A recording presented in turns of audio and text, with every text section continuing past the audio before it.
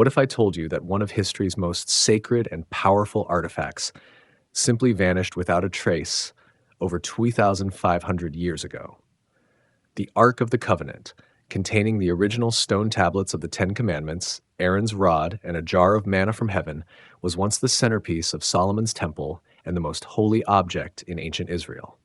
But when Babylonian forces destroyed Jerusalem in 586 BC, the Ark disappeared completely from historical records. No mention of its capture, destruction, or removal. It was as if it simply evaporated into thin air, leaving behind one of archaeology's greatest mysteries and spawning countless theories about where it might be hidden today. But before we dive in, if you're new to this channel, make sure to hit that like and subscribe button if you haven't already. Your support means we can continue producing these highly researched videos to help you learn something new or pass the time. Also, let us know where you're watching from and what time it is. We'd love to hear from you. So, without further ado, let's begin, shall we? The Divine Blueprint, God's design for the Ark. High on Mount Sinai, surrounded by clouds and thunder, Moses received instructions that would change everything. The design came directly from the divine.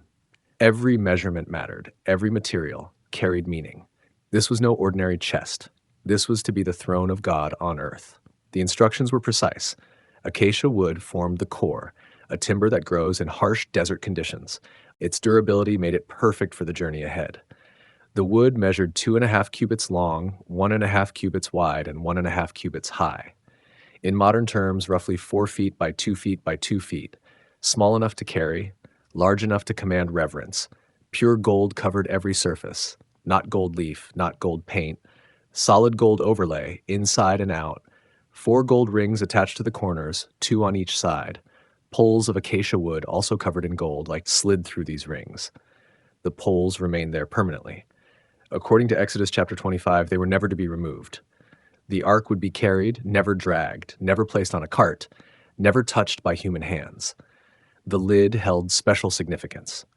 Called the kaporet in Hebrew, translated as the mercy seat, it was crafted from pure gold. 2 cherubim rose from either end, hammered from the same piece of gold as the lid itself. Their wings stretched upward and inward, overshadowing the mercy seat, their faces turned toward each other, gazing down at the space between them. That space held cosmic importance. From there, between the wings of the cherubim, God promised to meet with Moses and speak with him. The cherubim themselves present a mystery. Ancient Near Eastern art shows these as composite beings, part human, part lion, part eagle, part bull. They served as throne guardians in various cultures. Here, they guarded the throne of the invisible God. Their presence marked this as holy ground. Their gaze fell upon the place where heaven touched earth. Beyond the physical construction, the ark served a specific function. It housed the covenant. The tablets Moses received, inscribed by the finger of God, would rest inside. These were not merely laws carved in stone. They represented an agreement between the divine and a people. The ark became the physical manifestation of that bond. Where the ark stood, God's presence dwelled. Where it traveled, the divine traveled. The design followed a pattern. Moses saw something on the mountain, a heavenly template. Exodus chapter 25 verse 40 records the command to make everything according to the pattern shown on the mountain. This suggests the ark mirrored something in the celestial realm. It was a copy, a shadow of heavenly realities. What existed in the upper world now took form in the lower world. The materials themselves carried symbolic weight. Gold represented divinity, purity, kingship. Acacia wood signified humanity, earth, the mortal realm. The combination spoke of 2 natures joined, heaven and earth meeting, the transcendent becoming immanent. This was furniture with a purpose beyond decoration. The construction required skill. Bezalel, son of Uri, received this task. According to Exodus chapter 31, God filled him with divine spirit, with wisdom, understanding, and knowledge in all kinds of crafts. He knew how to work gold, silver, and bronze. He could cut and set stones. He could carve wood. His assistant Oholiab helped with the work. Together they brought the divine blueprint into reality. The process took time. The people donated materials. They brought gold jewelry, precious stones, acacia wood, fine linens. Women spun yarn. Men hammered metal. The camp buzzed with activity. Everyone contributed to this central object.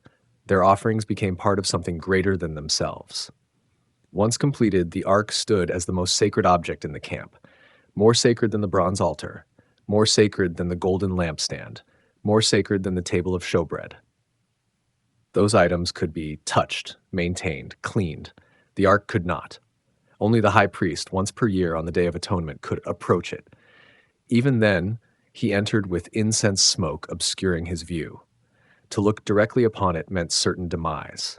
The design accomplished something remarkable. It made the invisible visible. The unknowable became known. The distant drew near. Yet it maintained mystery. The very mercy seat that invited communion also warned of danger. The gold that gleamed with beauty also reflected holiness that could consume. This was a throne, but unlike any earthly throne, no king sat upon it in visible form. Yet all who approached sensed the weight of divine presence. The ark represented a paradox. God filled the universe, yet agreed to dwell in a box. The creator of all things focused divine presence between two golden cherubim. This was the great mystery of the covenant. The transcendent God chose to be immanent. The high and holy one came down to walk with mortals. The design of the ark made that possible. More than a box, the contents and cosmic power. 3 objects rested within the gold-covered acacia wood. Each carried its own story. Each represented a different aspect of the covenant relationship. Together they formed a memorial, a testimony, a warning. The tablets came first, 2 stones inscribed with the 10 words, what later generations called the 10 Commandments. These were not the first set. Moses shattered those in anger when he descended the mountain and saw the golden calf. The second set, carved by Moses himself but inscribed by God, now lay inside the ark. They represented the foundation of the covenant, law, order, expectation. The very words God spoke on Sinai, now preserved in stone. The book of Deuteronomy provides the most detailed account of what these tablets contained. The first 4 commandments dealt with humanity's relationship to God. No other gods, no graven images, no taking the divine name lightly. Remember the Sabbath. The remaining 6 governed human relationships. Honor parents, do not take life, preserve marriage, respect property, speak truth, guard your heart from covetousness. Simple words, profound implications. Aaron's rod told a different story. During the wilderness years, rebellion stirred. Korah and his followers challenged Moses and Aaron's authority. They questioned why Aaron's family held the priesthood. God responded with a test. Leaders from each tribe brought their staff to the tabernacle. The next morning, Aaron's staff had budded, blossomed, and produced almonds. Dead wood came to life. The message was clear. God chose Aaron. God confirmed his priesthood. The rod went into the ark as proof. This wasn't just about Aaron. The rod represented divine selection. It spoke of God's right to choose. It demonstrated that spiritual authority comes from above, not from human ambition. Numbers chapter 17 records this event in detail. The rod remained as a perpetual sign against rebellion. Anyone who questioned the priesthood needed only to remember the rod that bloomed. The third item was a golden pot filled with manna. During 40 years in the wilderness, bread fell from heaven each morning. The people gathered what they needed for the day. On the 6th day, they gathered double, as none fell on the Sabbath. This bread sustained an entire nation in a barren landscape. It tasted like wafers made with honey, according to Exodus chapter 16. Some said it tasted like cakes baked with oil. Either way, it satisfied. God commanded Moses to preserve an omer of manna. Place it in a jar. Put it before the testimony. Let future generations see what their ancestors ate. The pot went into the ark. There it remained as evidence of divine provision. When children asked what this was, parents could tell the story. God fed us in the desert. God met our needs. God can be trusted. The Apostle Paul, writing to Hebrew believers centuries later, mentions these 3 items in Hebrews chapter 9, verse 4. Yet an interesting discrepancy appears. When Solomon placed the ark in the temple, 1 Kings chapter 8, verse 9 states clearly that nothing was in the ark except the 2 tablets. The rod and the manna pot had vanished. Some scholars suggest they were removed during the ark's travels. Others propose they were kept beside the ark, not inside it. The text leaves this unclear. What remains certain is that the tablets stayed. The covenant endured. The ark possessed power beyond its physical presence.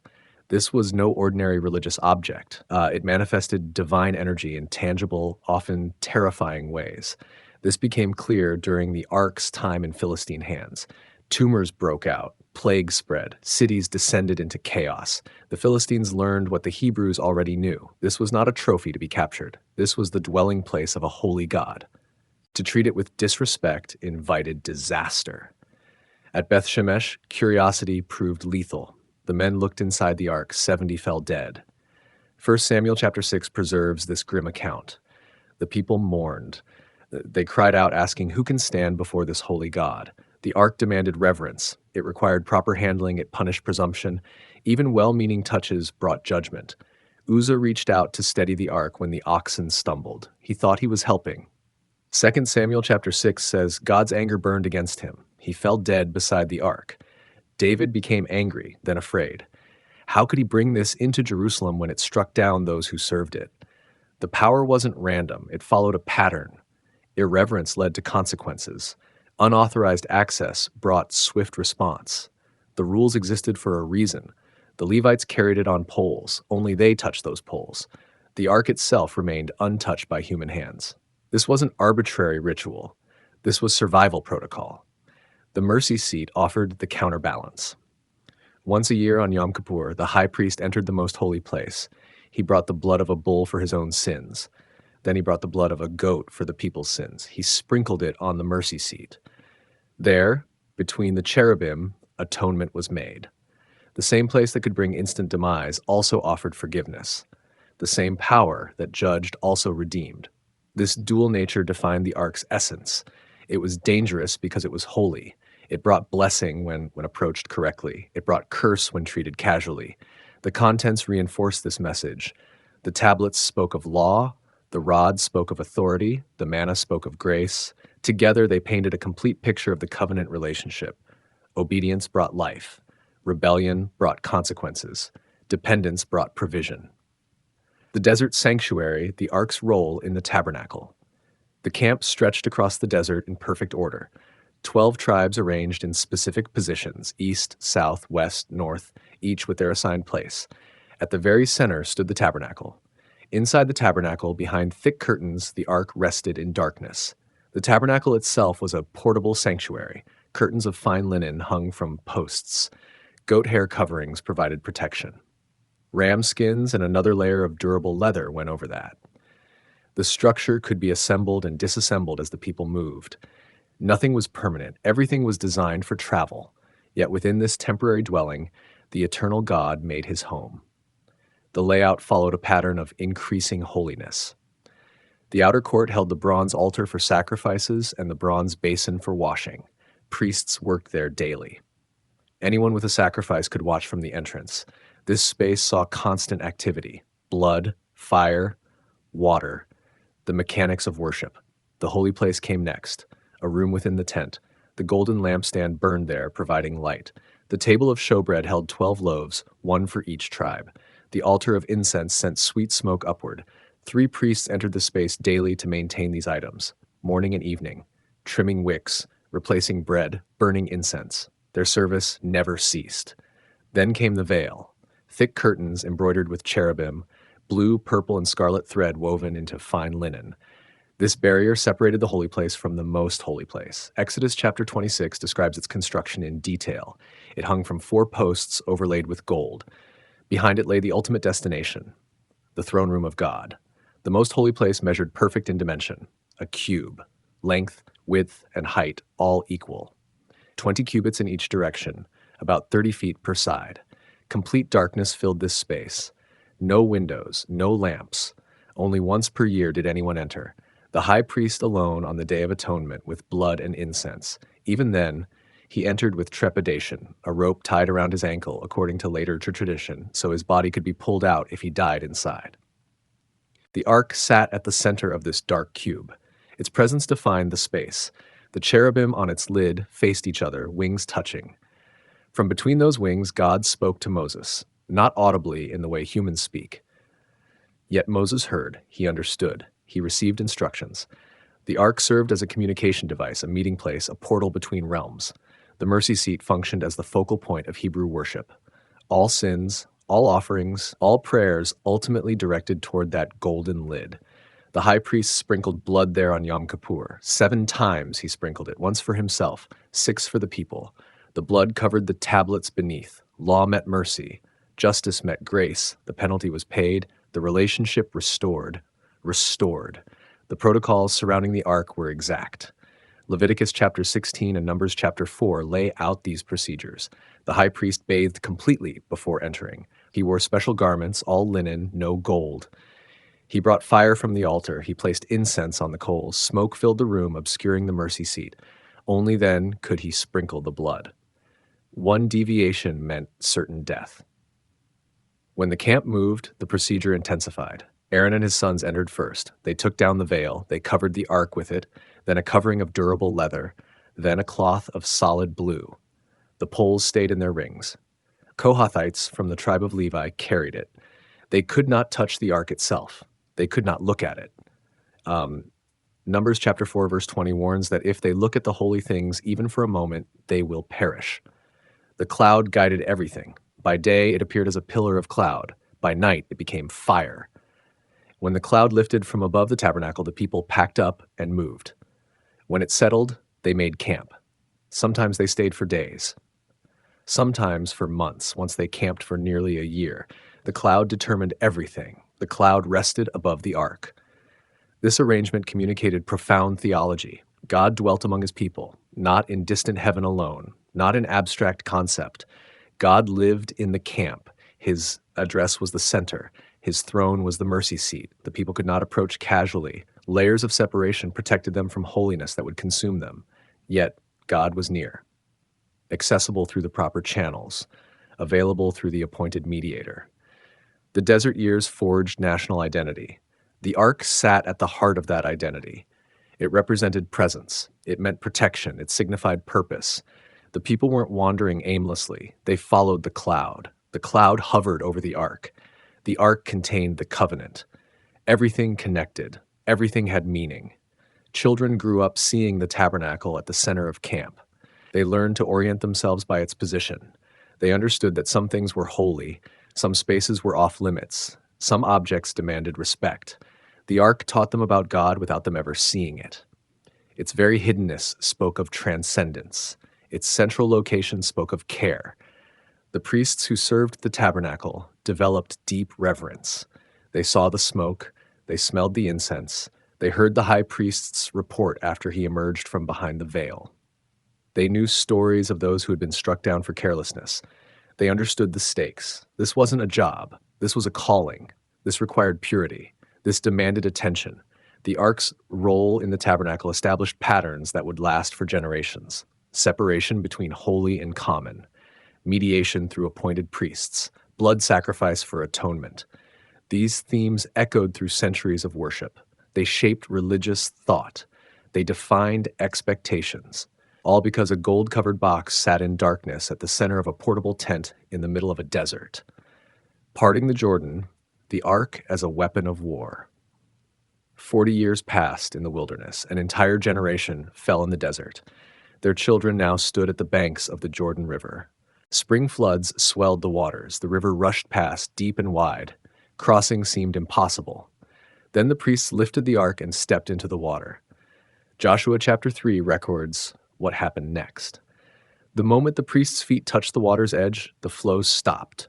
Upstream at a town called Adam, the water piled up in a heap. Downstream toward the Dead Sea, it drained away. The riverbed lay exposed. Dry ground appeared where moments before water rushed.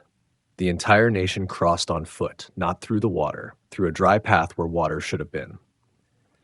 The priests carrying the ark stood in the middle of the riverbed. They didn't move. They held their position as the people passed. All day they stood there. 12 men were chosen, one from each tribe. Each took a stone from where the priests stood. These stones became a memorial at their first camp in the Promised Land. Future generations would ask what these stones meant. Parents would tell the story. God dried up the Jordan so we could cross. The ark led the way. This wasn't the first water miracle. 40 years earlier, their parents had crossed the Red Sea. Moses stretched out his hand. The waters divided. Walls of water on both sides. The people walked through on dry ground. Now, history repeated itself. The same God, a different generation, another impossible crossing. The pattern demonstrated continuity. The God who freed them from Egypt now brought them into Canaan. The crossing served multiple purposes beyond mere transportation. It established Joshua's authority. The people had questioned whether he could fill Moses' sandals. Now they knew. God was with Joshua as he had been with Moses. The nation united behind him. The crossing also struck fear into their enemies. Joshua chapter 5 states that when the kings west of the Jordan heard how God dried up the waters, their hearts melted. No one had courage to face these people whose God controlled nature itself.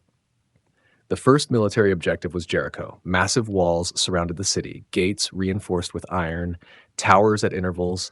Taking such a fortification would require siege equipment, time, and many casualties. God had different plans. March around the city once per day for 6 days. On the seventh day, march around 7 times. The priests will carry the ark, trumpets will blow, the people will shout, the walls will fall. Joshua chapter 6 provides the account. The plan seemed absurd from a military standpoint. Marching doesn't topple walls, shouting doesn't breach fortifications. Yet this wasn't conventional warfare. This was divine warfare. The ark led the procession. 7 priests with 7 trumpets walked before it. Armed guards went ahead. The rear guard followed behind.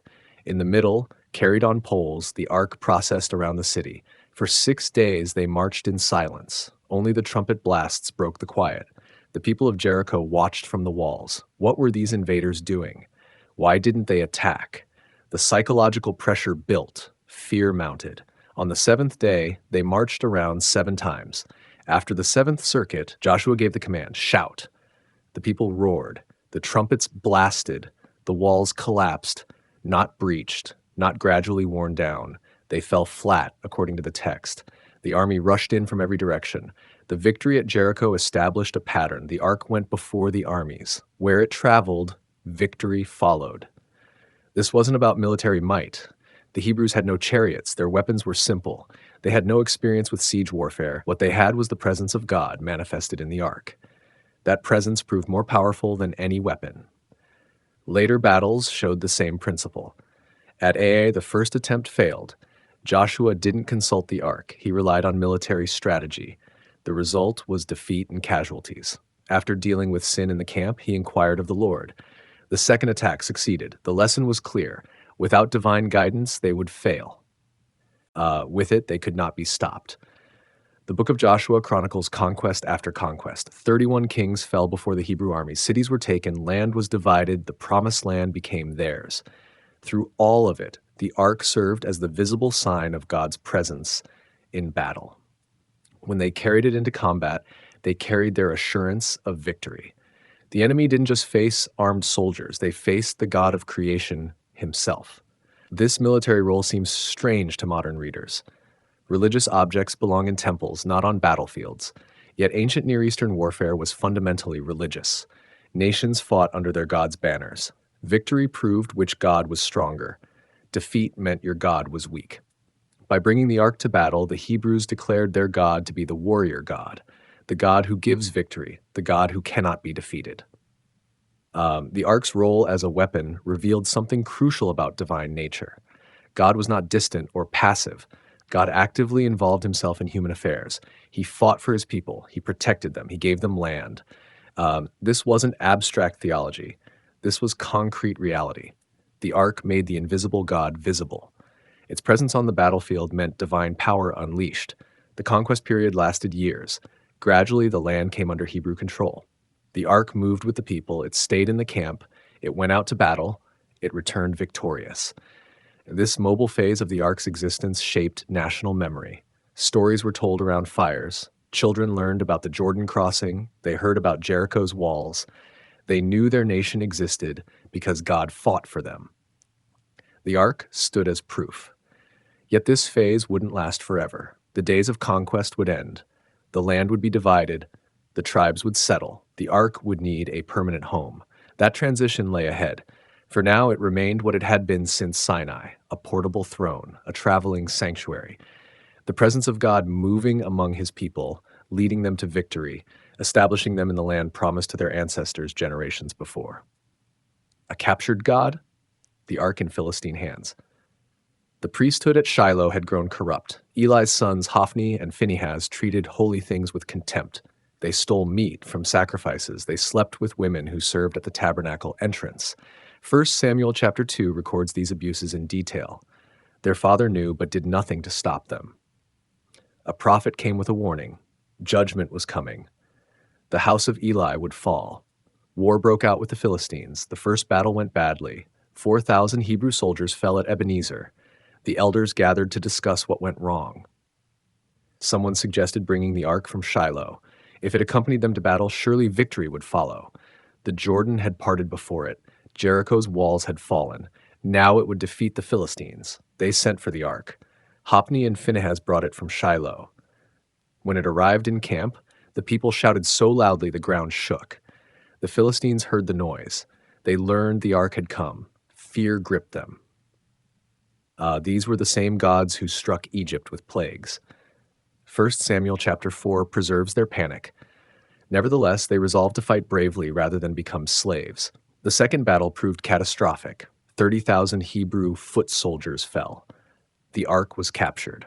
Hophni and Phinehas both perished in the fighting. A messenger ran to Shiloh with the news. Eli sat by the road, anxious about the ark.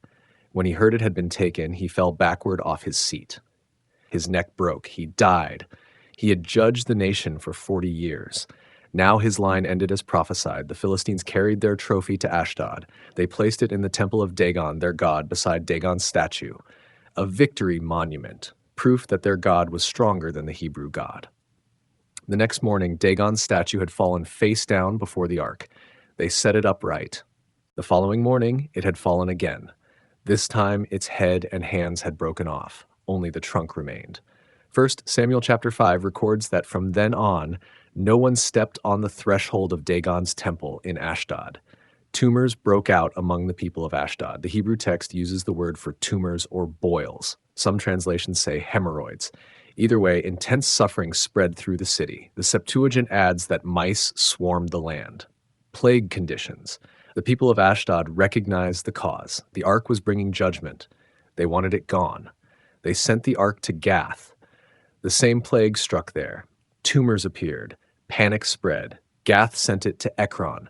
The people of Ekron cried out in protest before it even arrived. They had heard what happened in Ashdod and Gath. They wanted no part of it. 1 Samuel chapter 5 verse 11 records their plea. Send it back to its own place before it strikes us and our people. 7 months the ark remained in Philistine territory. 7 months of suffering. The priests and diviners were consulted. How should they return it? If they sent it back empty-handed, would the plague continue? They decided on a guilt offering. 5 golden tumors, one for each Philistine city. 5 golden mice representing the plague. These would accompany the ark back to Hebrew lands. They constructed a new cart. 2 milk cows that had never worn a yoke pulled it. Their calves were penned up away from them. The logic was simple. If the cows went toward Hebrew territory, leaving their calves behind, it proved the plague came from the Hebrew god. If they turned back to their calves, it was merely chance. The cows headed straight for Beth Shemesh in Hebrew territory, lowing as they went. They never turned aside. The Philistine leaders followed at a distance, watching. The journey back demonstrated something profound. The God of the Hebrews could not be captured. Divine power could not be contained or controlled by foreign nations. The Philistines learned what the Hebrews already knew. This was no ordinary religious object. This was the dwelling place of the living God. That presence demanded respect, regardless of nationality or religious affiliation. The capture also taught the Hebrews a hard lesson. The ark was not a magic talisman. Its presence didn't guarantee victory if the people's hearts were far from God.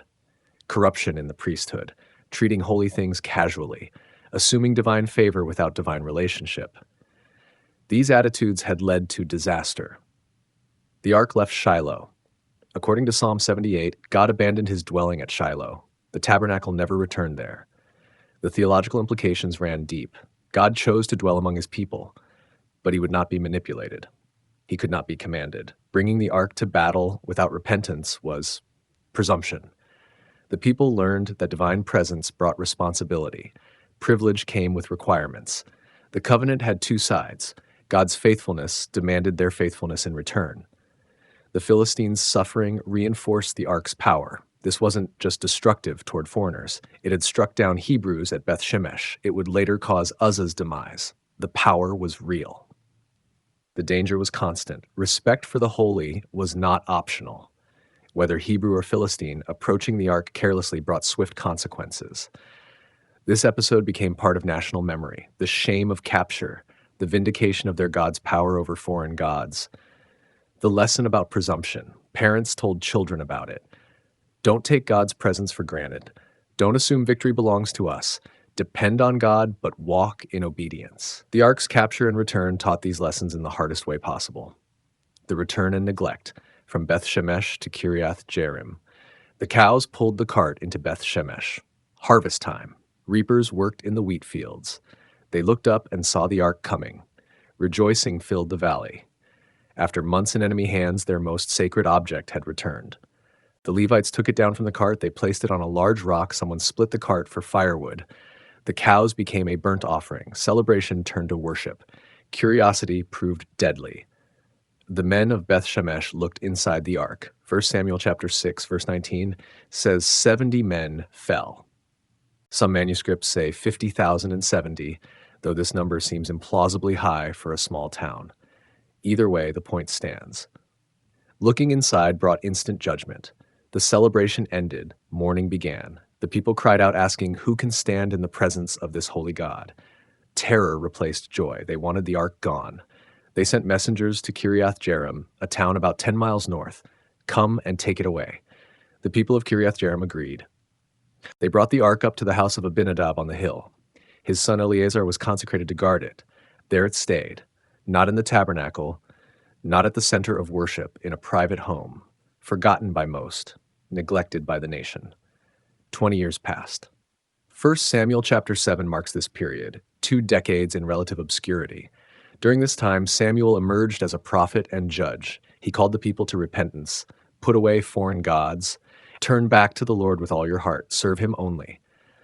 The people listened. They gathered at Mizpah. They confessed their sins. They poured out water before the Lord as a sign of repentance. Samuel judged them there. The Philistines heard about the gathering. They saw it as an opportunity to attack. The Hebrews panicked. Samuel offered a sacrifice. While he was sacrificing, the Philistines drew near. God thundered with loud thunder against them. They were thrown into confusion. The Hebrew forces pursued them and struck them down. Samuel set up a stone marker. He called it Ebenezer, saying, "Thus far the Lord has helped us." The place where they had suffered defeat became the place of victory. Yet through all this, the ark remained in Kiriath Jearim. Why didn't Samuel bring it back to the tabernacle? The text doesn't explain. Perhaps the memory of Beth Shemesh was too fresh. Perhaps Shiloh's corruption had tainted that site. Perhaps the people were content to leave it alone, out of sight, out of mind. Less dangerous that way. This period reveals a shift in how the nation related to God. Prophecy grew more important. Judges led the people. Sacrifice continued, but not at the central sanctuary.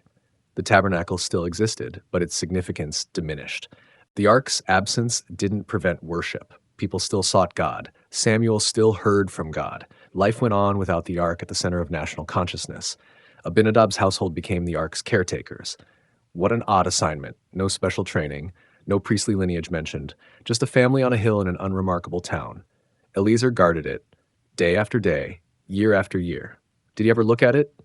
Did he clean around it? Did he wonder about the power contained in that gold-covered box? The text remains silent on these details. The house likely became a local shrine. People knew the ark was there. Perhaps some made pilgrimages. Maybe others stayed away, remembering what happened at Beth Shemesh. The site probably held a mix of reverence and fear. Holy ground, but also dangerous ground. Approach at your own risk. This obscurity marks a strange chapter in the ark's story. After such dramatic events, the capture, the plagues, the miraculous return, it simply sat still. No great miracles, no military victories, no divine communications recorded, just existence, presence without fanfare, power held in check. The 20 years taught another lesson. God's presence doesn't demand spectacle. The ark could be effective in obscurity as it had been in prominence. Its power didn't depend on human attention. Its holiness didn't require constant recognition. It simply was. Holy, powerful, present, whether acknowledged or forgotten. Samuel's ministry flourished during this time.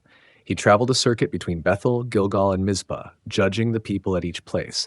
He returned home to Ramah between circuits. This mobile ministry echoed the earlier days of the tabernacle moving through the desert. Leadership adapted to circumstances.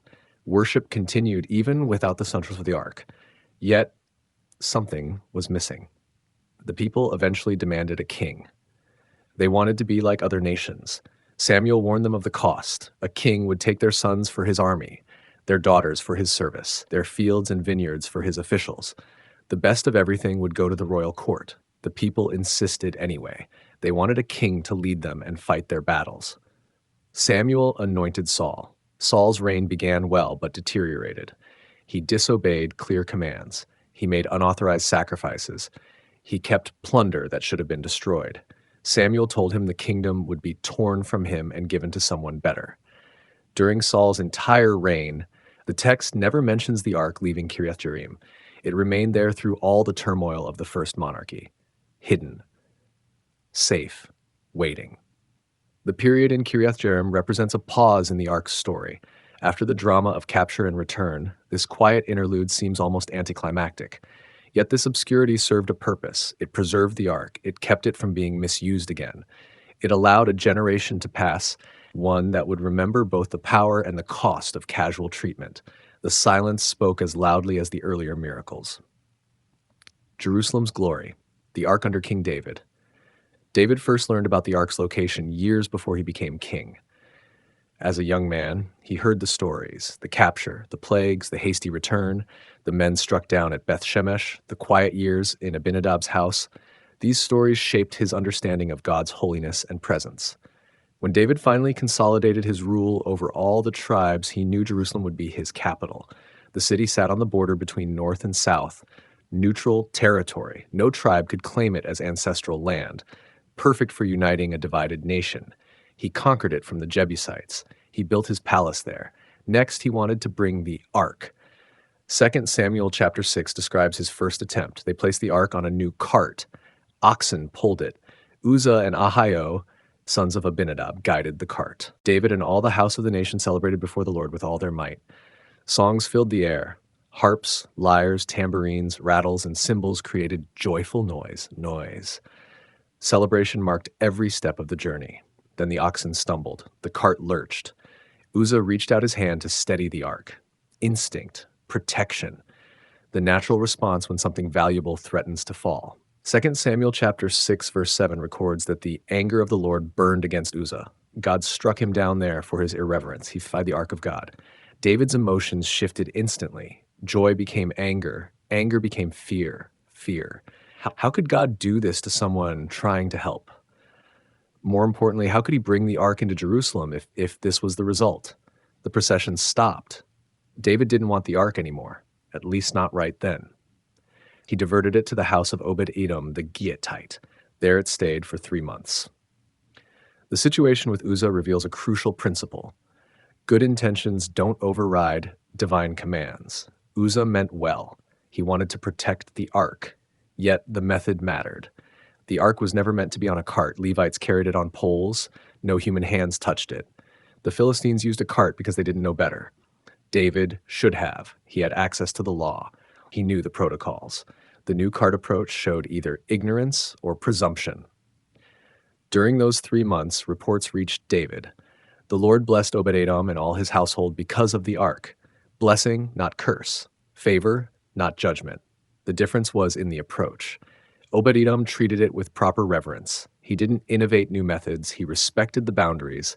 Therefore, blessing flowed. David received the message. He resolved to try again, this time doing it correctly. 2 Samuel chapter 6, verse 13 notes that when those carrying the ark had gone 6 steps, he sacrificed a bull and a fattened calf every 6 steps. Sacrifice and celebration. This journey would be marked by worship at every stage. The procession moved slowly. David danced before the Lord with all his might. He wore a linen ephod, the garment of a priest, not royal robes, not kingly attire. Before God, he was a worshiper, not a monarch. He leaped and danced. undignified by royal standards, complete abandon in worship. The ark entered Jerusalem with shouts of joy and trumpet blasts. Michal, Saul's daughter and David's wife, watched from a window. She saw David leaping and dancing. Contempt filled her heart. Later, she confronted him. How the king of the nation has distinguished himself today, uncovering himself in the eyes of his servants' slave girls as any vulgar fellow would. Her words dripped with scorn. David's response revealed his heart. He danced before the Lord, who chose him rather than her father Saul. He would make himself even more undignified than this. He would be humiliated in his own eyes, but by the slave girls mentioned, he would be held in honor. 2 Samuel chapter 6 ends by noting that Michal had no children to the day of her demise. Contempt for worship brought its own consequence. The ark found its place in a tent David prepared for it in Jerusalem. Not the old tabernacle that still stood at Gibeon with the altar of sacrifice. David created a new space specifically for the ark. He appointed Levites to minister before it continually. Music, thanksgiving, praise. 1 Chronicles chapter 16 preserves some of the psalms sung there. Give thanks to the Lord, call on his name, make known among the nations what he has done. David's tent represented a shift in worship. Previously, only the high priest entered the ark's presence once yearly. Now, Levites ministered before it daily. Music replaced silence. Celebration replaced dread. Some scholars see this as a foreshadowing of greater access to God's presence. Others view it as David's innovation, permitted but not commanded. Either way, the tent in Jerusalem became a center of worship. David's heart burned with another desire. He lived in a palace of cedar. The ark dwelt in a tent. This seemed wrong. He shared his concern with Nathan the prophet. Build the house. Nathan initially approved. That night God spoke to Nathan. Tell David he will not build the house. His son will. 1 Chronicles chapter 17 records this conversation in full. The message contained both denial and promise. David would not build a house for God. Too much blood on his hands, too many battles fought, but his son, a man of peace, would build it. More than that, God would build David a house, a dynasty, a kingdom that would endure. One of his descendants would sit on the throne forever. The rejection of his building plans came wrapped in the greatest promise a king could receive. David accepted this with grace. He went in and sat before the Lord. His prayer in 2 Samuel chapter 7 shows deep humility. Who am I that you have brought me this far? The promise seemed too great, the blessing too generous. Yet David believed. He prepared materials for the temple his son would build. He organized the Levites. He assigned duties. He gathered gold, silver, bronze, iron, and timber. Massive quantities, more than enough. The ark's time in David's tent lasted decades. Throughout his reign, it remained there, the center of worship, the focus of national identity. Jerusalem grew in importance because the ark resided there. Pilgrims came to worship. Psalms were written celebrating the city where God dwelt. Psalm 132 specifically mentions the ark. Arise, Lord, and come to your resting place, you and the ark of your might. David's relationship with the ark differed from previous generations. He danced before it. He composed songs about it. He organized continuous worship around it. Yet he also respected its holiness. After Uzzah, he learned reverence and joy could coexist. Celebration didn't mean casualness. The ark could be approached with gladness, but only through proper channels with proper protocol. The years in David's tent established Jerusalem as the eternal city. Not because of geography, not because of military strength, because God's presence dwelt there. The ark made Jerusalem special. Without it, the city was just another hilltop fortress. With it, Jerusalem became the center of the world for the Hebrew people, the place where heaven touched earth, the city of God. Solomon's masterpiece, the ark in the first temple. David died full of years and honor. Solomon, his son, took the throne, young but wise. Blessed by God with understanding beyond his years. His first priority was building the house his father had dreamed of. The temple would be unlike anything the world had seen, a permanent dwelling for the ark, a monument to God's glory. The construction took 7 years. 1 Kings chapters 6 through 8 provide extensive details. The foundation was laid with large, costly stones. Cedar from Lebanon covered the interior walls, gold overlay everywhere. The main hall measured 60 cubits long, 20 wide, and 30 high, about 90 feet by 30 feet by 45 feet. large by ancient standards, small compared to modern cathedrals. Yet its significance wasn't in size but in purpose. The most holy place was a perfect cube, 20 cubits in every direction, 30 feet by 30 feet by 30 feet, all overlaid with pure gold. Two massive cherubim stood there, carved from olive wood and covered with gold. Each was 10 cubits high, their wings stretched out. Each wing measured 5 cubits. The wings touched in the center of the room and reached the walls on either side. These dwarfed the small cherubim on the ark's lid. Solomon spared no expense. Gold covered the floor of the most holy place. Gold covered its walls. Gold covered the altar that stood before it. 1 Kings chapter 6 describes extensive gold overlay throughout the inner sanctuary. The amount staggered the imagination. Hiram, a craftsman from Tyre, created the bronze work. 2 massive pillars flanked the entrance. A huge bronze basin called the sea rested on 12 bronze bulls. 10 bronze stands with basins, all ornate, all functional, all pointing to the glory of the God who would dwell there. When everything was ready, Solomon called an assembly. The elders, the tribal leaders, the heads of families, all gathered in Jerusalem. The ark would make its final journey from the tent David erected to the permanent house Solomon built. The priests and Levites carried it. They brought the ark of the covenant of the Lord to its place in the inner sanctuary, the most holy place, beneath the wings of the cherubim. 1 Kings chapter 8 verse 9 notes that nothing was in the ark except the 2 tablets Moses placed there at Horeb. Aaron's rod and the manna pot, mentioned in Hebrews chapter 9, had vanished. Perhaps they were kept beside the ark, not inside. Perhaps they were lost during the years of wandering. The text doesn't explain. The tablets remained. The covenant endured. That was what mattered. When the priests withdrew from the most holy place, the cloud filled the temple. The glory of the Lord filled the house. The priests could not perform their service because of the cloud.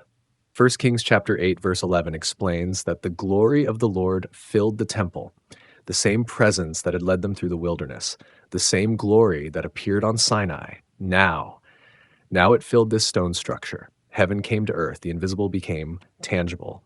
Solomon stood before the altar. He spread out his hands toward heaven. His prayer in 1 Kings chapter 8 remains one of the most profound in Scripture. He acknowledged God's faithfulness. He recognized that heaven and the highest heaven cannot contain God, much less this house he built. Yet he asked God to hear prayers directed toward this place. When your people pray toward this house, hear from heaven your dwelling place. Hear and forgive. The prayer covered every situation. When someone sins and takes an oath before the altar, when the nation is defeated because of sin, when drought comes, when famine strikes, when foreigners hear of God's name and come to pray, when the people go to war, when they are taken into exile. In every circumstance, Solomon asked God to hear prayers directed toward this temple. Let this be the place where earth connects with heaven. The dedication lasted 14 days. 22,000 cattle and 120,000 sheep and goats were sacrificed.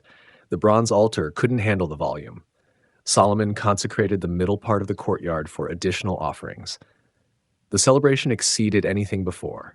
The people ate, they praised, they rejoiced. Then they went home, joyful and glad in heart for all the good things the Lord had done. The temple established a new reality. The ark would never move again. No more journeys, no more battles. Its traveling days ended. It had reached its destination. The permanent structure meant stability. Worship could be organized. Priests could follow regular schedules. Pilgrims knew where to go. 3 times per year they came to Jerusalem. Passover, Pentecost, Tabernacles. The temple became the center of national life. The ark's role shifted in this new setting. Previously it led, it went before the armies, it moved with the people. Now it stayed still, hidden behind thick curtains in total darkness. Once per year the high priest entered. The rest of the time it sat in solitude, waiting, present but unseen, the focus of all worship yet invisible to worshipers. This permanence created both blessing and risk. Blessing because it provided stability. The center held. God had a dress, but risk because people could take it for granted. If God's house stood in Jerusalem, surely Jerusalem was safe. If the temple contained the ark, surely the nation was protected.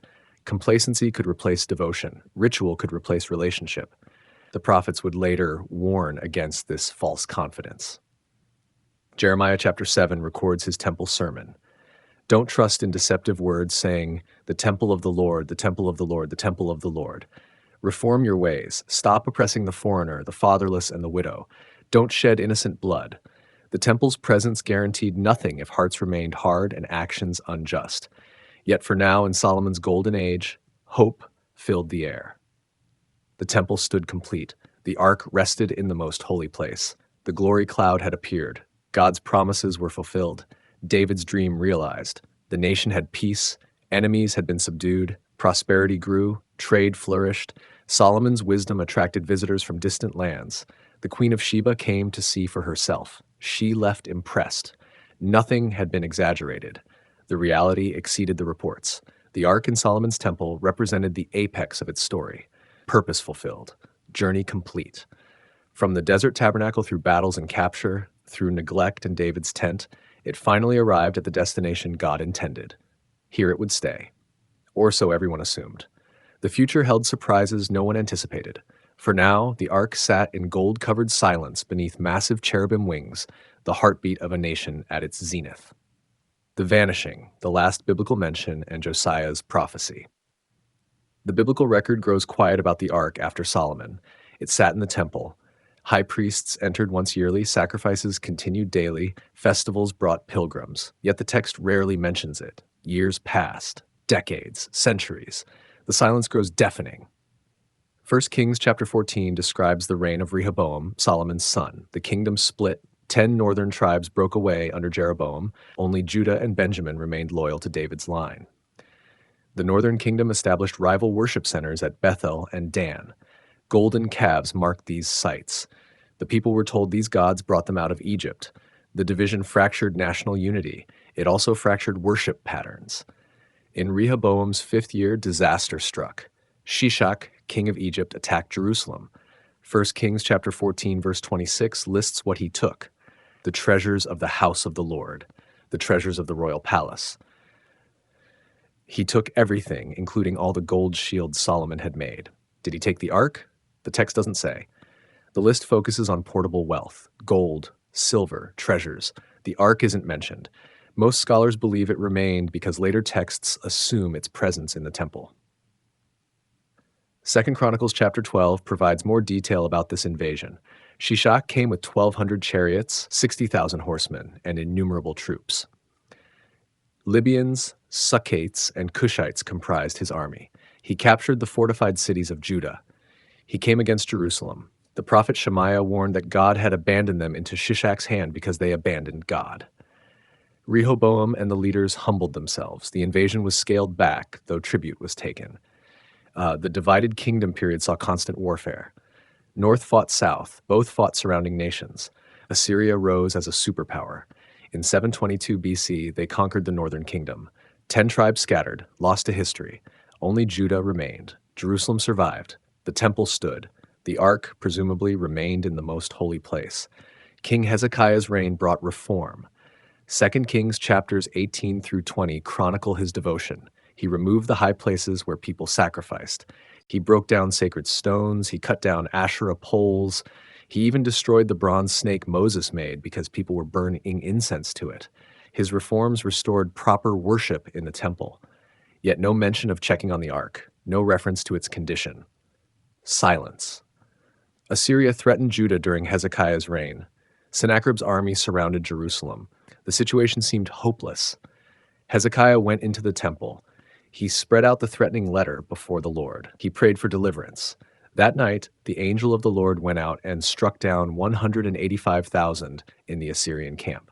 2 Kings chapter 19, verse 35 records this miracle. By morning, all were corpses. Sennacherib withdrew, Jerusalem was saved. But again, no mention of the ark in this account. King Manasseh reversed Hezekiah's reforms. 2 Kings chapter 21 describes his abominations. He rebuilt the high places. He erected altars to Baal. He made an Asherah pole. He bowed down to starry hosts and worshipped them. Worse, he built altars in the house of the Lord. Even in the 2 courts of the temple, he built altars to all the starry hosts. He sacrificed his own son in the fire. He practiced divination and sorcery. He consulted mediums and spiritists. His 55-year reign was the longest of any Judean king. It was also the most evil. Did Manasseh remove the ark? Did he defile the most holy place? Second Chronicles chapter 33 verse 7 states he took a carved image he had made and put it in God's temple. If he placed idols in the temple, what happened to the ark? The text doesn't say explicitly. Some scholars suggest he might have removed it. Others argue he defiled the temple while leaving the most holy place intact. The silence frustrates attempts at certainty. Josiah came to the throne at age 8.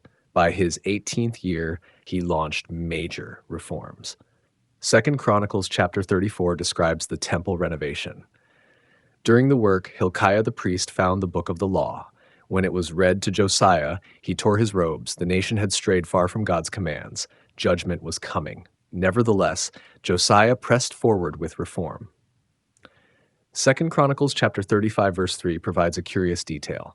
Josiah told the Levites who taught all the people and who were holy to the Lord, "Put the holy ark in the temple that Solomon son of David king built. It is not to be carried about on your shoulders. Now serve the Lord your God and his people." This verse suggests the ark had been removed from the temple, perhaps during Manasseh's reign, perhaps for safekeeping during renovations. Josiah ordered it returned. This is the last clear biblical reference to the physical ark. Second Chronicles chapter 35 verse 3. After this, silence. The rest of Josiah's account doesn't mention it. Neither do the accounts of the kings who followed. When Nebuchadnezzar destroyed the temple in 5586 BC, no inventory lists the ark among captured items. It simply vanishes from the record. The prophet Jeremiah provides a tantalizing clue. Jeremiah chapter 3 verse 16 contains a prophecy about a future time. In those days, when your numbers have increased greatly in the land, declares the Lord, people will no longer say, "The ark of the covenant of the Lord." It will never enter their minds or be remembered. It will not be missed, nor will another one be made. This suggests the ark would disappear. More than that, it would stop being important. A time would come when its absence wouldn't matter. What does this mean?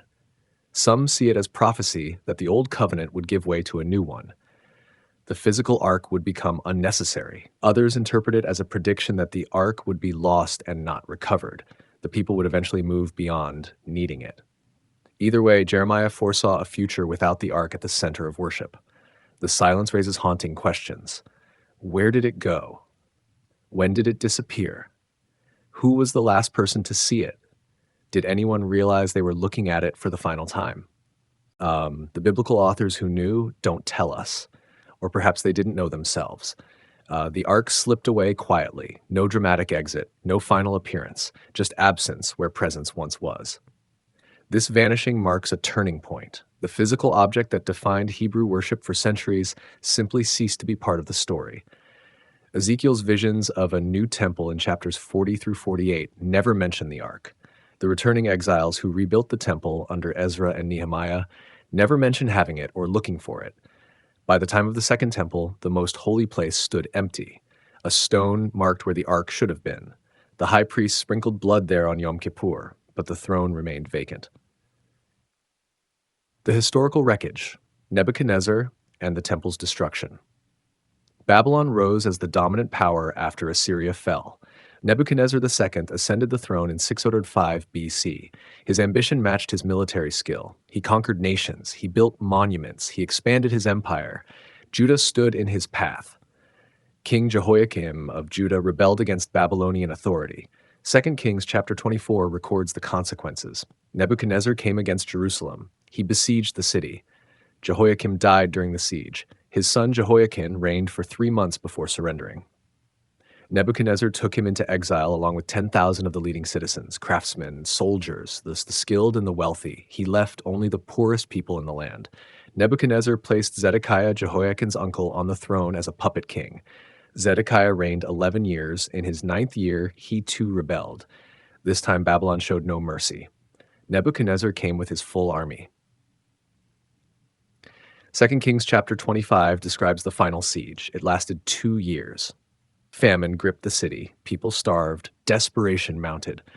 In the 11th year of Zedekiah's reign, on the ninth day of the fourth month, the walls were breached. The Babylonian army poured in. Zedekiah fled with his soldiers. They were captured in the plains of Jericho. His sons were executed before his eyes. Then his eyes were put out. He was bound with bronze shackles and taken to Babylon. He lived the rest of his life in darkness, the last thing he saw being his son's demise. On the seventh day of the fifth month, in the 19th year of Nebuchadnezzar, king of Babylon, Nebuzaradan, commander of the imperial guard, came to Jerusalem. 2 Kings chapter 25, verse 9 states that he set fire to the temple of the Lord, the royal palace, and all the houses of Jerusalem. Every important building he burned down. The walls were demolished. The city lay in ruins.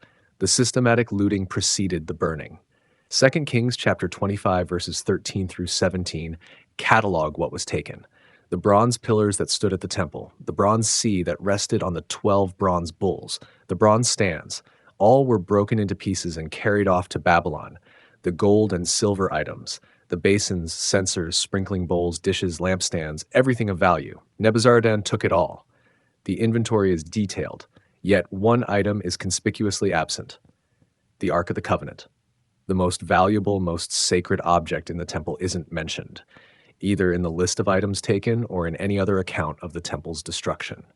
This silence speaks volumes. 2 Chronicles chapter 36 provides a parallel account. Verse 18 states that Nebuchadnezzar brought to Babylon all the articles from the temple of God, both large and small, and the treasures of the Lord's temple and the treasures of the king and his officials, all brought to Babylon, yet no mention of the ark. Jeremiah chapter 52 offers another account. Same pattern, detailed inventory. No ark. The most logical conclusion is that the ark was destroyed, burned with the temple, the gold melted down, the wood turned to ash, the cherubim reduced to metal and cinders. This would explain its absence from the inventory. It had no inventory value because it no longer existed. The Babylonians took what could be carried intact. The ark, destroyed in the flames, became worthless debris. This theory has strong support among historians and biblical scholars. The Babylonian destruction was thorough. They weren't interested in religious significance. They wanted wealth. Gold and bronze had value. A burned box did not. The silence in every account suggests there was nothing to mention. The ark had ceased to exist as a physical object. The date matters. 586 BC by most calculations. Some scholars place it at 587 BC based on different dating systems. Either way, this marks the most likely end of the ark's physical existence. 410 years after Solomon placed it in the temple, roughly 800 years after Moses built it at Sinai. A long history, a violent end. The destruction fulfilled numerous prophecies. Jeremiah had warned for decades. The people wouldn't listen. They trusted in false assurances. The temple stood. Surely God would protect his house. Surely Jerusalem was safe. The prophets said otherwise. Jeremiah chapter 7 records his temple sermon, reform or face destruction. The choice was clear. The people chose wrong. Ezekiel, prophesying from exile, saw visions of God's glory leaving the temple. Chapter 10 describes the glory rising from above the cherubim. It moved to the threshold of the temple, then to the entrance. Then it departed, stopping above the Mount of Olives, east of the city. God's presence left before the destruction came. The temple stood empty of divine glory before Babylon arrived. The building remained. The presence had gone. The exiles taken to Babylon wept by the rivers. Psalm 137 captures their anguish. By the rivers of Babylon we sat and wept when we remembered Zion. There on the poplars we hung our harps, for there our captors asked us for songs. Our tormentors demanded songs of joy. How can we sing the songs of the Lord while in a foreign land? Everything was gone: city, temple, freedom, and presumably the ark. 70 years later, a remnant returned. Cyrus of Persia conquered Babylon. He issued a decree allowing exiles to go home. Ezra and Nehemiah led groups back to Jerusalem. They found ruins, walls broken down, the temple site empty except for rubble. They rebuilt the walls. They reconstructed the temple. But it wasn't the same. The returning priests who had seen Solomon's temple wept. The new structure was inferior, and the ark was gone. The Second Temple stood for 5 centuries, from 516 BC until the Romans destroyed it in 70 AD. Throughout that entire period, the most holy place remained empty. A stone marked where the ark should have been. On the Day of Atonement, the high priest sprinkled blood toward that stone, but the throne of God stood vacant. The physical presence that had defined Hebrew worship was no more. This historical conclusion makes sense. It fits the evidence, the silence in the biblical record, the absence from the inventory, the empty most holy place in the Second Temple, all point to destruction in 586 BC. Yet humans resist such prosaic endings for sacred objects. Surely something so important couldn't simply burn. Surely God protected it. Surely it survived somewhere. These hopes fuel the theories and legends that persist to this day. Legends of survival, Ethiopia, Arabia, and hidden tunnels. Not everyone accepts the destruction theory. Alternative explanations abound. Some are rooted in ancient traditions, others in medieval legend, still others in modern speculation. All share one assumption. The ark survived. It's hidden, waiting to be found. The Ethiopian claim stands as the most famous. According to the Kebra Nagast, a 14th century text, the ark came to Ethiopia during Solomon's reign. The story goes like this. The Queen of Sheba visited Solomon. She returned pregnant with his son, Menelik. When Menelik grew up, he traveled to Jerusalem to meet his father. Solomon wanted him to stay, but Menelik insisted on returning home. Solomon sent the firstborn sons of the nobles to accompany him. These young men, according to the legend, stole the ark. They replaced it with a replica. They brought the real ark to Ethiopia. Menelik discovered the theft only after they had traveled far from Jerusalem. Rather than return it, he saw it as divine will. God had chosen Ethiopia as the new home for the ark. It remained there, passed down through generations. Today, the Ethiopian Orthodox Church claims it resides in the Church of Our Lady Mary of Zion in Axum. The church allows no one to see it. One guardian, appointed for life, watches over it. He never leaves the compound. When he perishes, a new guardian is appointed. This guardian alone may see the ark. Tourists can visit Axum. They can see the chapel. But the inner chamber remains forbidden. Photography is not allowed. Verification is impossible. Scholars treat this claim with skepticism. The Kebra Nagast was written centuries after the events it describes. No contemporary sources mention the ark leaving Jerusalem during Solomon's reign. The biblical account of the Queen of Sheba's visit in 1 Kings chapter 10 says nothing about a son or a stolen ark. The Ethiopian claim appears to be a later tradition designed to establish spiritual authority and national identity. It makes a better legend than history. Yet, the Ethiopian church takes it seriously. For them, it's not legend but sacred history. They have elaborate traditions surrounding the ark. Annual festivals celebrate it. Replicas called tabots are carried in processions. These represent the ark and are treated with great reverence. The depth of belief cannot be dismissed, even if the historical basis remains questionable. Another theory involves the prophet Jeremiah. 2 Maccabees chapter 2, a book not included in Protestant Bibles, but part of Catholic and Orthodox canons, contains an intriguing passage. It claims Jeremiah hid the ark in a cave on Mount Nebo before the Babylonian invasion. He took the ark, the tent, and the altar of incense to the mountain where Moses had viewed the promised land. He found a chamber there. He took the items inside. Then he blocked the entrance. Some who came with him tried to mark the way, but they couldn't find it. When Jeremiah learned of this, he rebuked them. The place will remain unknown until God gathers his people again. Then the Lord will disclose these things. The glory of the Lord will appear as it did with Moses and when Solomon prayed. According to this account, the ark awaits discovery in a cave on Mount Nebo. Mount Nebo sits in modern Jordan, east of the Dead Sea.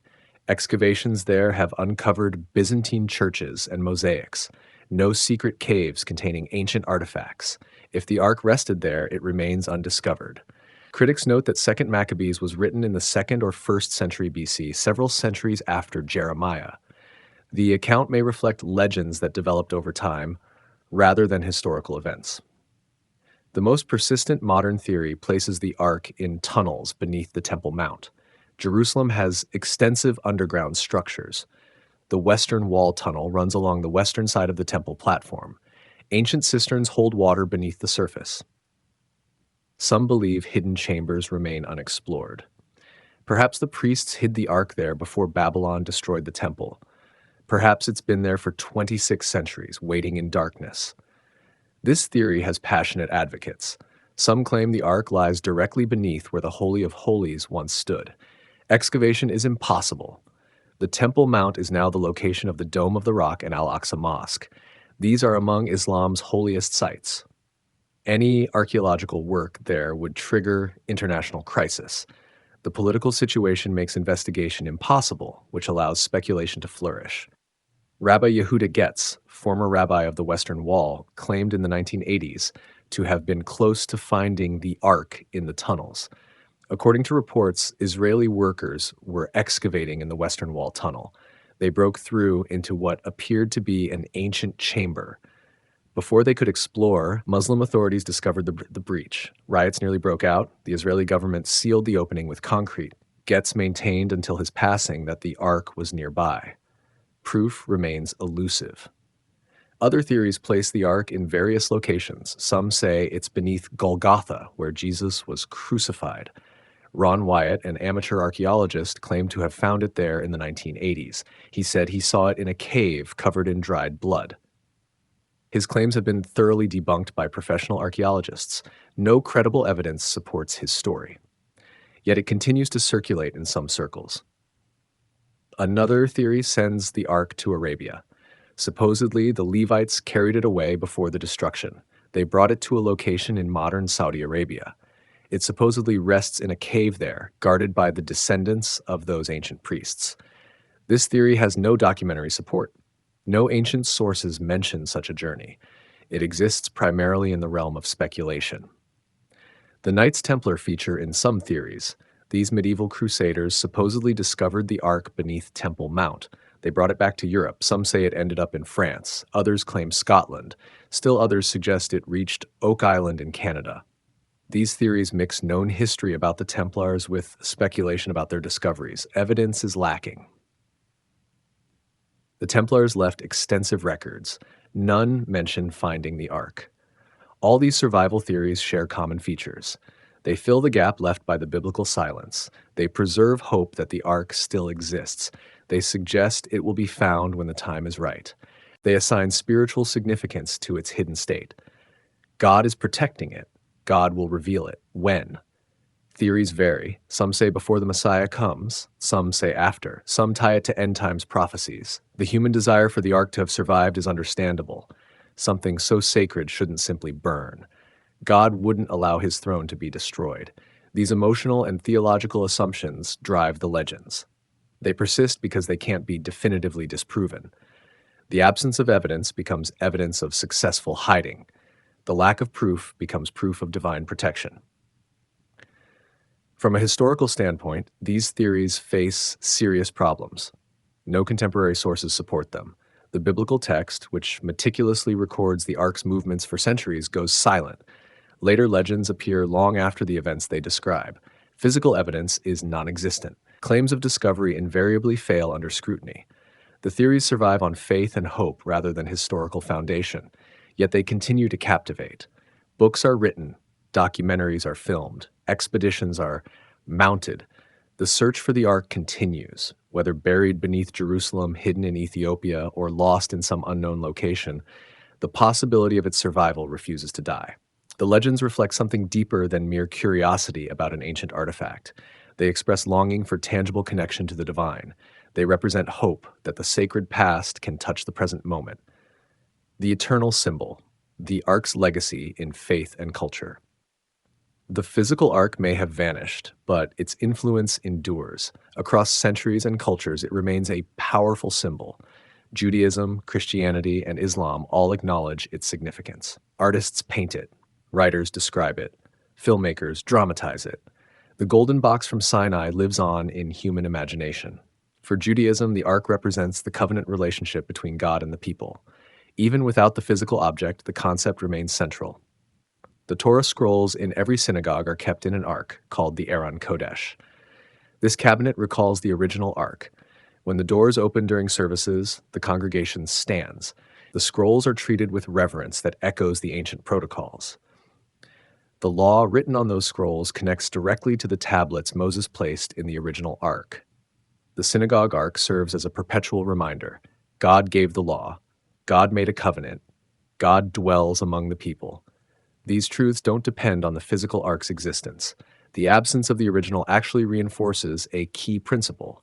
Relationship with God transcends physical objects. The covenant isn't about a box, it's about faithfulness, obedience, love.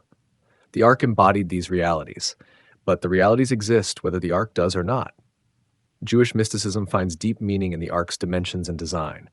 Kabbalistic texts explore its symbolism. The mercy seat represents divine mercy tempering divine justice. The two tablets symbolize revealed and hidden wisdom. The poles that remained in the rings suggest eternal readiness to move via teaching that relationship with God requires constant progress. Even in absence, the ark speaks. The destruction of both temples deepened Jewish understanding of presence without a physical dwelling place. If God can be worshipped without a temple, then surely God can be near without the ark. This realization shaped Judaism after 70 AD when the Romans destroyed the Second Temple.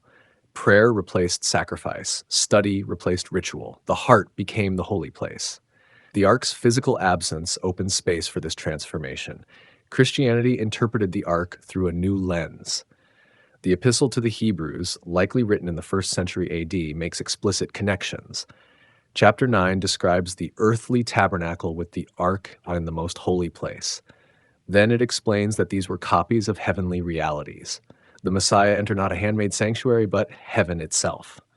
The old covenant gave way to a new covenant. The earthly ark pointed to heavenly realities. Catholic and Orthodox traditions see Mary, the mother of Jesus, as the new ark. The parallel is intentional. The original ark carried the tablets of law, Aaron's rod, and manna. Mary carried the Word made flesh, the true high priest, and the bread of life. The ark was overshadowed by the cloud of God's presence. Mary was overshadowed by the Holy Spirit. Where the ark traveled, God's presence traveled. Where Mary went, Jesus went. The title Ark of the Covenant is applied to Mary in Eastern Christian liturgy and hymns. This interpretation appears in art throughout Christian history. Medieval and Renaissance paintings show Mary surrounded by imagery from the ark. Gold, cherubim, symbols of the covenant. The Annunciation is depicted with visual echoes of God's presence entering the most holy place. These artistic choices communicate theology. The new covenant fulfills the old. The substance replaces the shadow. Protestant interpretation focuses more on the ark as a type pointing to Jesus himself. He is the mercy seat where God meets humanity. He is the place where propitiation happens, where sins are covered. The writer of Hebrews explicitly states in chapter 4, verse 16, that believers can approach the throne of grace with confidence. The separation represented by the veil is torn. Access is granted. The ark's hiddenness gave way to openness through the work of the Messiah. The book of Revelation contains a striking image.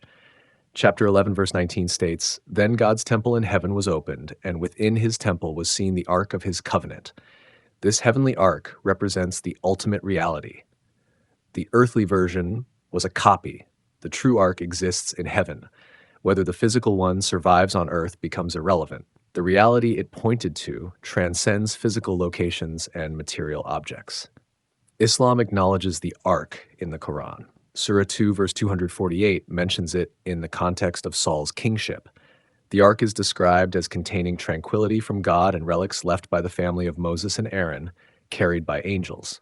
This brief reference shows Islamic tradition's awareness of the ark's significance in earlier revelation. While not central to Islamic theology, it's recognized as part of the sacred history shared with Jewish and Christian traditions. Modern popular culture has embraced the ark with enthusiasm. The 1981 film, Raiders of the Lost Ark, brought it to global consciousness.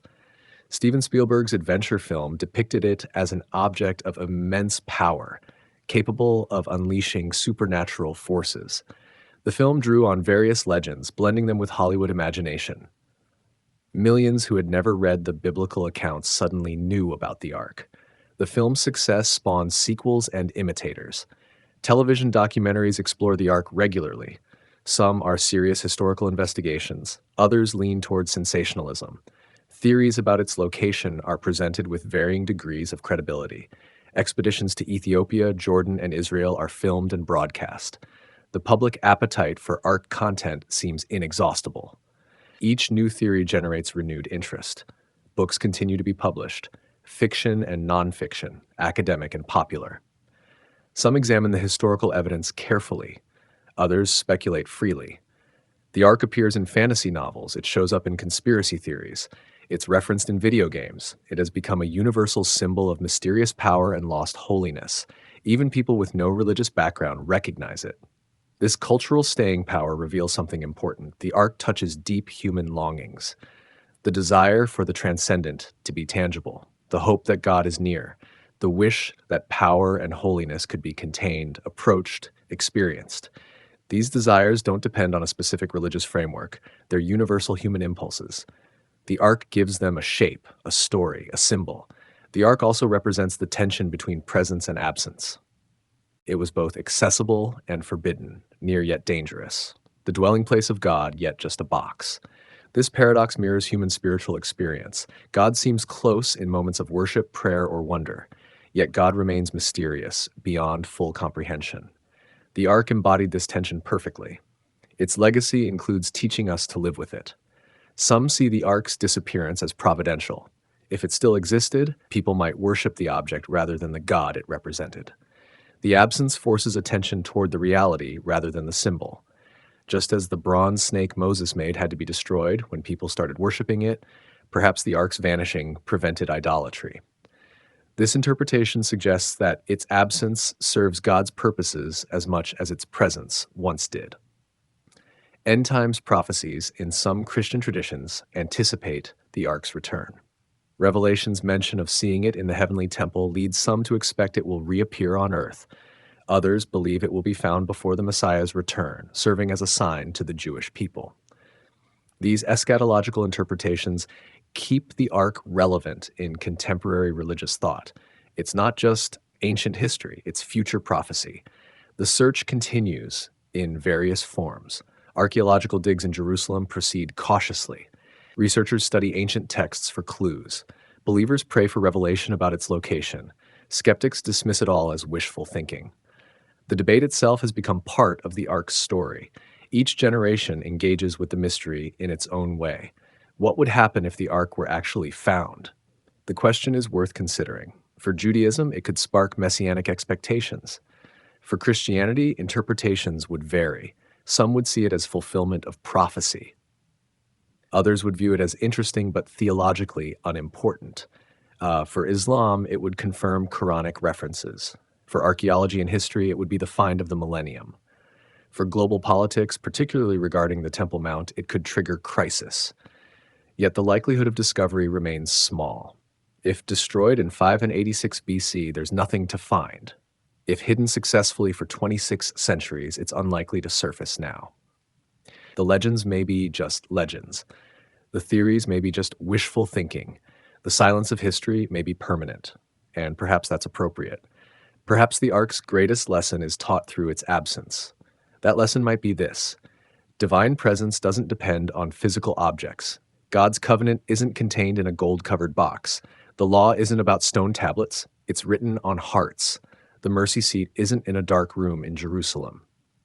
It's wherever God and humanity meet. The power that led the Hebrews through the desert and into the Promised Land isn't locked in ancient tunnels. It's active in the world, available to all who seek it. The Ark of the Covenant began as divine instructions on a mountain. It ended, historically speaking, in flames or in hiding. But its true legacy transcends both beginning and end. It taught reverence, it demonstrated holiness, it embodied covenant. It revealed that the infinite God chooses to dwell with finite humans. It showed that approach to the divine requires proper channels, proper respect, proper preparation. These lessons don't expire. Whether the Ark sits in an Ethiopian chapel, lies beneath Jerusalem, or turned to ash 26 centuries ago, what it represented remains true.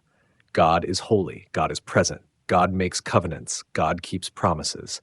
The golden box with the cherubim was never the point. It was always the pointer. And what it pointed to hasn't vanished. It can't be destroyed. It won't be found because it was never lost. The Ark's story is ultimately a human story.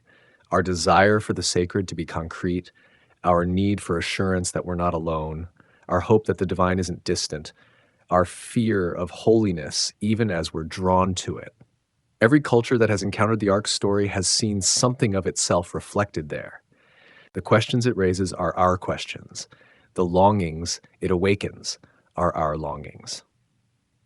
So the search continues, not just for a physical object, though some still pursue that, but for what it represented, for encounter with the holy, for tangible evidence of transcendence, for covenant relationship with the divine.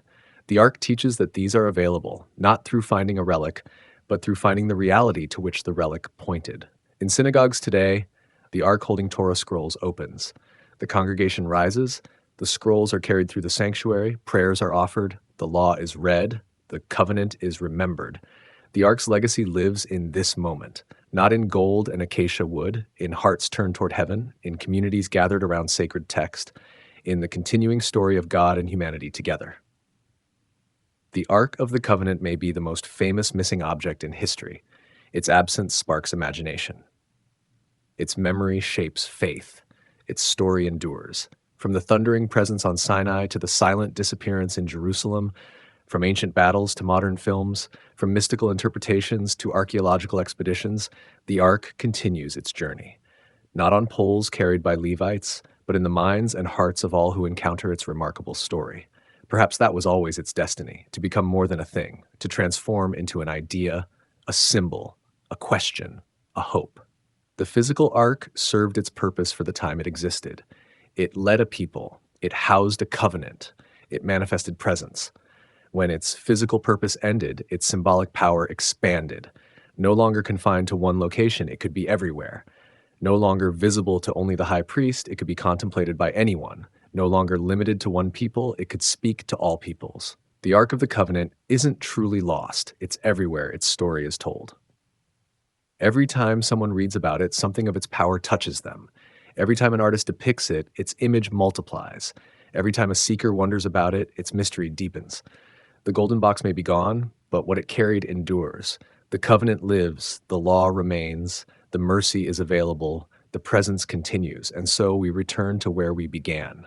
A mountain, instructions from heaven, a design for a box that would hold the uncontainable. An impossible task that was perfectly accomplished. The Ark emerged from divine imagination into human hands. It traveled through history, leaving transformation in its wake. Then it vanished, leaving questions and legends and meaning. Its journey isn't finished. As long as humans search for the sacred, wonder about the holy, and long for covenant with the divine, the Ark of the Covenant will continue to captivate, inspire, and challenge. The most sacred object of the ancient world lives on, not in space, but in story. And perhaps that's exactly where it belongs.